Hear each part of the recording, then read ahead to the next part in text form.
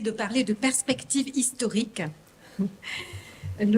Tâche difficile et je m'excuse par avance de tous les noms de personnes et de structures qui sont investies dans la francophonie dans la région que je n'aurai pas le temps de citer. Alors la francophonie, elle a beaucoup œuvré pour se dégager du poids de l'histoire et des aléas de la diplomatie internationale. Si l'on parle à bien des égards d'un nouvel éveil de l'Afrique aujourd'hui, la francophonie s'efforce à être plus coopérative que jamais. On ne peut que se réjouir du travail qui est mené dans le cadre du réseau Francophonéa, dont les axes font la part belle à la co-construction, aux échanges, dans le respect de la diversité, axe création et culture, axe éducation et plurilinguisme, dans le souci du partage des connaissances, axe transfert, axe numérique, et des priorités environnementales, axe développement durable. La France a fait preuve à la fois d'impérialisme linguistique et de domination linguistique dans ses colonies par le passé, à travers le mythe du français comme langue de civilisation et de l'universel.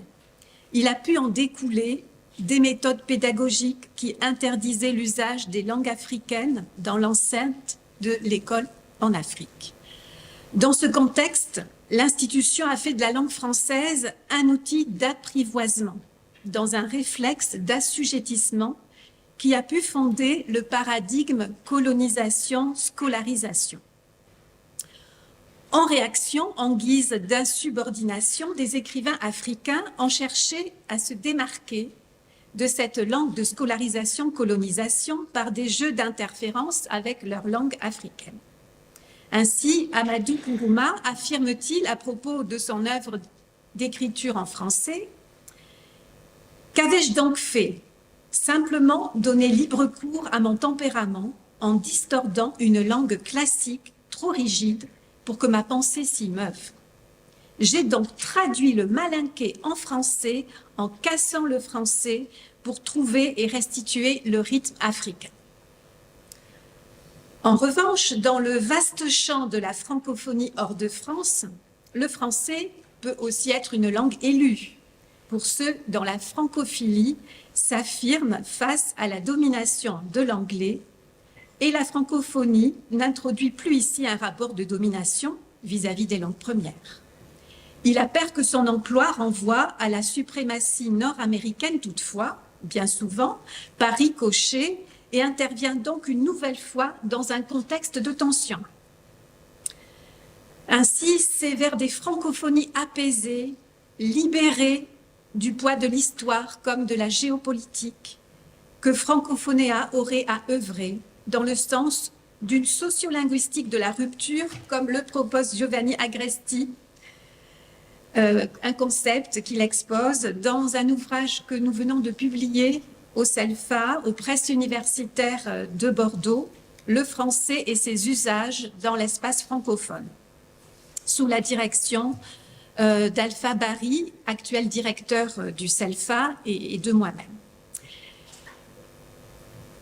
C'est bien souvent aujourd'hui à ce rythme africain d'en parler Kourouma et à celui des langues partenaires que s'accordent les francophonies qui intéressent bon nombre de chercheurs de notre région, qu'ils soient universitaires, chercheurs scientifiques, artistes, parce que la création est aussi une forme de recherche, organisateurs événementiels et acteurs des institutions culturelles et autres.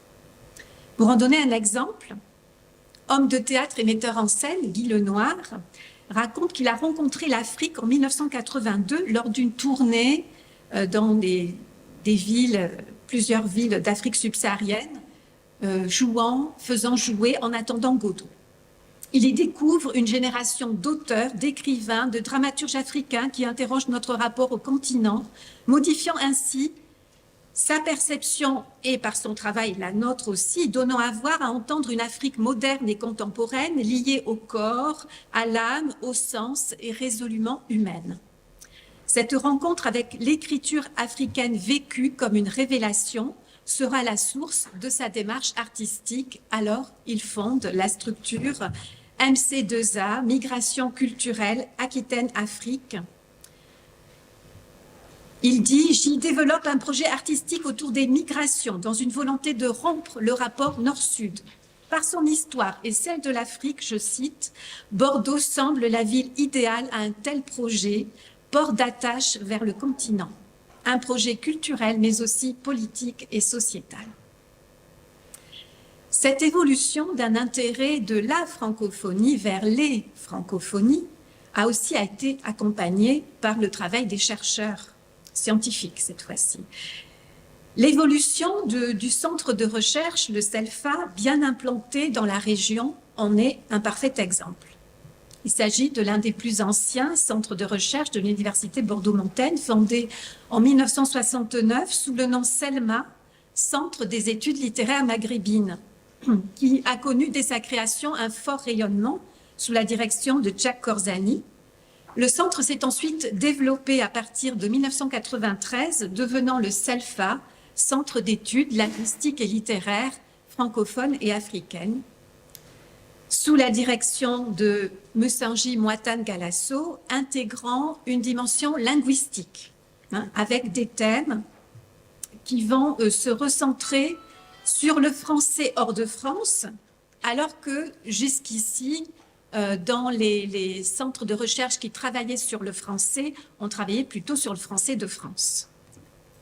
Et bien plus encore, le CELFA s'est alors intéressé à la francophonie en relation avec les langues partenaires. Donc ça nous paraît aujourd'hui une évidence parce qu'on parle de francophonie au sein du plurilinguisme, mais le CELFA a fait partie de ces centres qui ont posé les premiers jalons vers cette évolution, incluant l'Afrique, le Maghreb, les Antilles, également l'océan Indien et le Pacifique, la Nouvelle-Calédonie.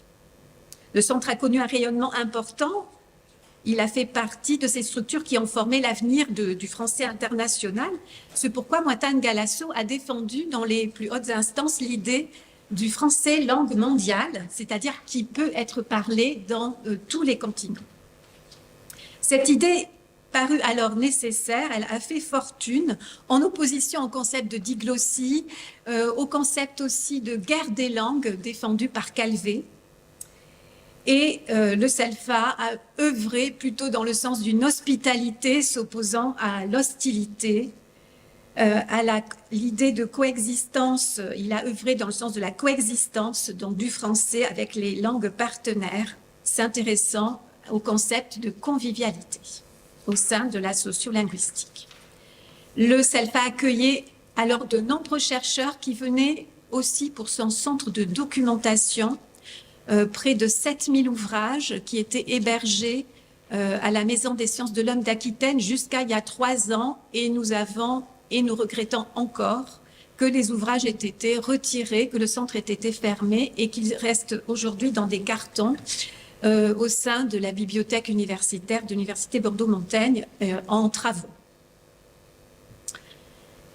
Philippe Blanchet, au cours d'une réflexion avec Louis-Jean Calvé et Didier de Grobillard, au sein d'un débat épistémologique sur l'étude des phénomènes linguistiques, un siècle après le cours de Saussure, précise que une langue est un système complexe, émergent du processus d'interaction en hélice des 3 pôles que constituent les pratiques sociales, les représentations sociales, les institutions sociopolitiques qui se déploient en hélice selon les temporalités, les espaces, les organisations sociales et les interactions de ces acteurs et de sa propre dynamique parmi d'autres systèmes émergents.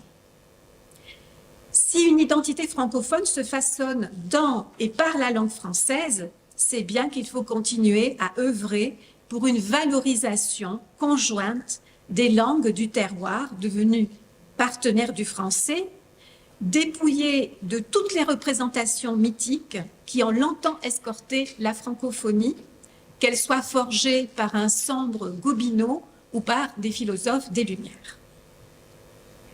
Au sein de ces réflexions, l'Aquitaine et le Poitou-Charentes ont remarquablement évolué. Les ports de la côte sud-atlantique se sont libérés de l'esprit des attaches aux navires négriers qui s'y sont longtemps amarrés. Des valeurs humanistes y redessinent des relations nord-sud, sud-nord, rompant avec l'unilatéralisme du passé. En témoigne un investissement en une francophonie plurielle, à la fois dans le domaine juridique, médical, de l'information et de la communication, de l'enseignement linguistique, de la littérature, des arts, sans oublier le domaine économique. Investissement dans une francophonie plurielle qui se manifeste par la présence d'organisations francophones et le rayonnement de manifestations qui sont devenues fédératrices, qui renouvellent l'intérêt pour le partage et l'échange interculturel entre la Nouvelle-Aquitaine et les francophonies, la francophonie dans toute son étendue géographique et sa diversité culturelle, jusqu'à la francophonie qu'exprime bien La Rochelle. L'implantation de nombreuses structures liées aux francophonies sur le territoire de notre région tient aussi à la création de ce qui fut un temps la Nouvelle-France, sur le continent nord-américain. Depuis la côte charentaise, des navires acheminèrent nombre de picto-charentais et autres aquitains qui peuplèrent l'Acadie, le Canada, la Louisiane. Des projets ont mis à l'honneur ce pan de l'histoire régionale, entretenant une histoire de la francophonie, mettant en jeu des intérêts culturels, également économiques par le tourisme. On peut donner comme exemple la route de la Nouvelle-France, qui est une route touristique retraçant l'une des plus vieilles artères de l'Amérique du Nord. Elle relie le Vieux-Québec à la côte de Beaupré sur 57 km et jouit d'un riche patrimoine bâti, héritier de l'architecture française et anglaise. Et ce projet est issu de la collaboration entre le Québec et la Nouvelle-Aquitaine, conduit par le conseil régional, le conseiller diplomatique du préfet et le syndicat mixte Marraine-Oléron. En outre, pour ses dynamiques culturelles liées aux francophonies, la Nouvelle-Aquitaine doit beaucoup aux territoires précurseurs et leaders que constituent Limoges et Poitiers. Donnant l'exemple du Festival des francophonies fondé à Limoges par Monique Blin et Pierre Deboche en 1984, devenu les francophonies des écritures à la scène, qui a accueilli des milliers d'artistes, des centaines de spectacles francophones, a permis à des auteurs et des metteurs en scène de diffuser pour la première fois leur œuvre et a fait germer de nouveaux projets qui relancent à nouveau les francophonies. Le rayonnement en France comme à l'étranger du festival en Limousin, affirmant son identité francophone, allié aux efforts également de la bibliothèque municipale de s'inclure dans cette dynamique des francophonies, explique que les institutions se soient fédérées autour d'un avancement dans le projet, la création d'un pôle de ressources pour l'éducation artistique et culturelle, qui est consacré aux écritures contemporaines francophones et théâtre, qui offre une riche documentation, un prix aussi, la Boutanzy, et des actions auprès des lycéens qui vont au théâtre. Les implications de Canopée, de la région, de la DRAC ont donné lieu à un partenariat élargi nommé Francophonie, un bien commun. On retrouve notre francophonie partagée au sein de ce projet. Ainsi, au fil du temps, de nombreuses structures ont vu le jour ici et là sur le territoire néo-aquitain avec l'énergie de personnes ressources, l'investissement de collectifs d'acteurs sociaux, culturels et scientifiques, ainsi que des acteurs institutionnels. Citant, en plus des équipes de recherche universitaire, les festivals de Limoges, de La Rochelle, d'Angoulême, le festival Lettres du Monde, l'agence ALCA, l'OARA, l'Agora francophone, Canopée, le Centre du livre et de la lecture en Poitou-Charentes, Musique de nuit, Musique métisse association, les structures d'enseignement du français, l'Alliance française, les départements universitaires d'enseignement de français langue étrangère, le département de français langue étrangère, le DEFL de l'Université Bordeaux-Montaigne n'est pas en reste. Il est appelé à se développer et à rayonner au sein de la future clé qui est en construction à 100 mètres ici du centre Condorcet, Cité des langues étrangères, du français et de la francophonie, dont la construction s'achèvera à l'automne prochain. Notons qu'à travers ce projet de la clé, qui verra donc très bientôt le jour, on retrouve le paradigme de la francophonie au sein du plurilinguisme. Toutes ces structures et organisations œuvrant autour des francophonies ne sont pas pour autant centrées exclusivement, elles ne sont pas toutes centrées exclusivement sur la francophonie, d'où les difficultés à se constituer en réseau régional.